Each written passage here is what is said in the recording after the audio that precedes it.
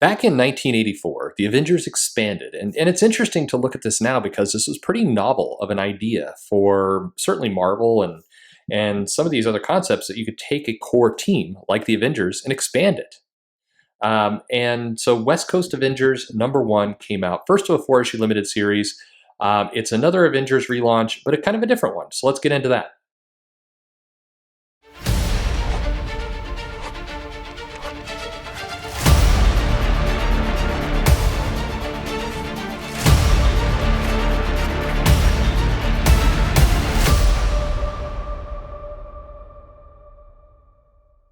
Hey everybody, this is Perch. Looking at West Coast Avengers by Roger Stern, Bob Hall. This is issue #1. What's interesting about the comic is it kind of was doing a few things that were very familiar, a few things that were not. So on the familiar side, it was the classic kind of Avengers setup of it's a new team, who will be on the team, and there's lots of little faces on the cover. The Avengers has done this over and over and over.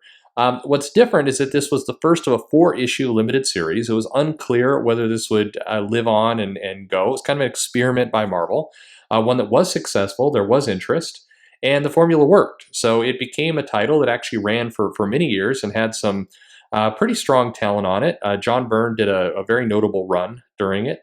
But in terms of Avengers comics goes, it was clearly trying to do some things, taking a more lighter approach to a lot of the Avengers, and with Hawkeye in the center kind of focused role.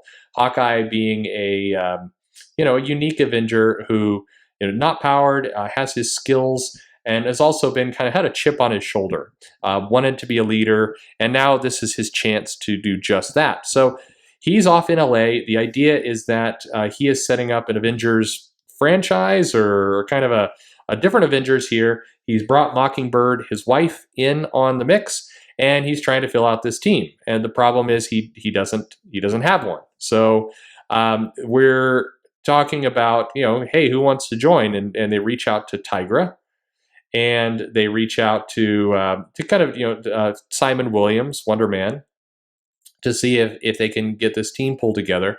But nobody's necessarily they're somewhat enthusiastic, but kind of mixed.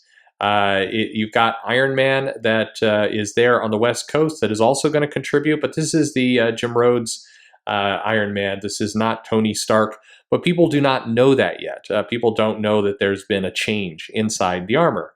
So he's new to superheroes. He's new to the team, and and also he's kind of keeping this secret. So it's there's a lot of interesting dynamics that are being played out here, and we're seeing this kind of first joining of the Avengers with Hawkeye, Mockingbird, Tigra, and Iron Man, and in theory Simon Williams, and they are trying to kind of figure out what it's going to take to this team, but they don't know that it can go off. They've got some technology. They're just kind of putting it all together. They immediately come in contact with the Shroud, who seems like he's a villain, but we're not quite sure. They're able to have a brief fight, misunderstandings, and then kind of circle the wagons a little bit, and they invite him to become Avenger, but he says no. And this is going to be the first part of somewhat of a recurring theme in this comic, where Hawkeye finds someone, becomes enamored with them, and invites them to the team. They decline. So anyway, this is a 4-issue series that was really designed to, can Hawkeye get a team pulled together? In terms of Avengers book, it fit very much into just a normal Avengers story. I mean, it's curious because as a #1 issue, this fails in a lot of ways, as it's not a great #1 issue of anything. It requires a lot of background knowledge of the characters, their dynamics. If you're coming into this fresh without really knowing these characters, it would be trouble and confusing. You got Hawkeye and his leadership style. You've got Tiger. A lot of thought bubbles in this comic. I think this is one of the first #1 issues where you have tons and tons of inner thoughts, inner dialogues as these characters are getting to know each other.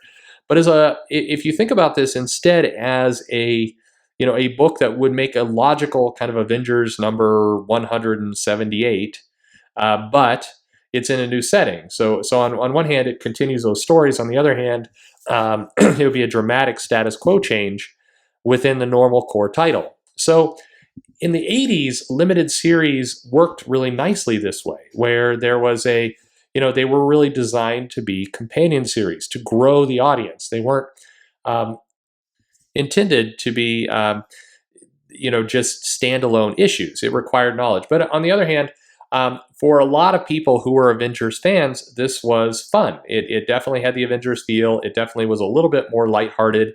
Featured a couple cameos by people like Jessica Drew and others, and the Vision. And so it was a good way to grow the franchise, and it effectively did. I remember talking to a lot of people back in the early '90s who were surprised that West Coast Avengers took off as who would want to read kind of a goofy, more comical take on superheroes where Hawkeye was the lead. That will never work. But it did, and it did because it was Hawkeye was likable as a character because they were properly leveraging what existed before. And what's really striking about this comic and the approach they took is that it is continuity heavy. And a lot of comics today say, well, if you're going to do a new number one, if you're going to do a limited series, anything like that, you got to make it easily accessible to people. You got to make sure that anyone can step into this and just get things going. And you can't have this accessibility hurdle here. And this comic did not do that at all, and it was successful. The limited series was picked up. People did go for it, had quite a successful run, really kind of ironed out the dynamic of who Hawkeye was as a character.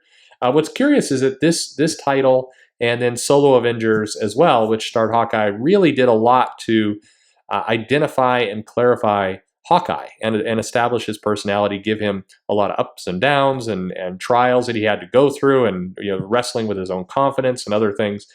And then that was kind of upended during the Matt Fraction run, where we got a different kind of bum loser Hawkeye who's kind of a schmuck and always kinds of fails. It's interesting to see how Hawkeye, pre-Avengers Disassembled, where he was killed, to post-resurrection from House of M on, it's like two different characters came out of that mix. And so reading this back, it really gives you a lot of, there's some really nice characterization going on here. But in terms of a comic, it definitely feels like a supporting book. It doesn't feel like your classic number one relaunch. And it was interesting how this all went. I'm not going to review West Coast Avengers number one that happened on issue number 5. Because it doesn't make a whole lot of sense. The series very easily goes from this issue into the ongoing series. It folds nicely from one place to the other. But certainly interesting to look at. I mean, I think as the team got established, the Avengers, when West Coast Avengers did formally relaunch, is a bigger issue. This issue, as a limited series, was the standard kind of 22 pages. When it relaunched, you got a 39 or 40 page kind of number one issue. You got a true number one issue to some extent. And then they brought in the real villains, whereas this one was more about assembling the team and kind of the insecurities of everybody. The new issue featured, threats from the Grim Reaper, and Ultron was in there. You had Iron Man in his new kind of silver and red costume. And there was just... It definitely was bringing more of the heat of an actual Avengers team. So maybe the way you could look at this is that the 4-issue limited series was kind of set up, and then the actual comic then was proper kind of Avengers action, but was still all the same things with kind of Hawkeye's kind of general frustrations and struggling with how things work, to Tigra's kind of self-doubt, to Iron Man being somebody else. Hank Pym gets in there, and he's got his own insecurities and problems with the Wasp. So you have a lot of different angles here of what was happening at the comic at the time, and just a lot of inner turmoil. West Coast Avengers was definitely more of drama and personal dynamics, and less. It kind of leaned into that a lot more. And so if you think about some of the relaunches that have happened since, and we'll get into those, it definitely, West Coast Avengers was always the lighter tone to some extent, but at the same time also dealt with heavier kind of interpersonal dynamics and relationships than the core Avengers book. At least back in this time. This was before the decompression era, where everything had lots of drama and other pieces. But in terms of an issue, solid. I think this teaches us a lot about how limited series should work and can work, and how you can expand a franchise in a smart and effective way. And so as far as that's concerned, some really nice stuff. I think some very effective way that this all gets put together. So what did you think? Do you remember this comic? What do you think about it in terms of a limited series, in terms of a springboard into a full-blown new issue? Where does the West Coast Avengers stand for you in terms of the Avengers and kind of its mythology and everything else? Are we getting that West Coast Avengers MCU movie? Probably not. Anyway, leave your comments below. Like, subscribe, recommend to a friend if you don't mind. Follow me on Twitter at Comic Perch, and thanks for listening.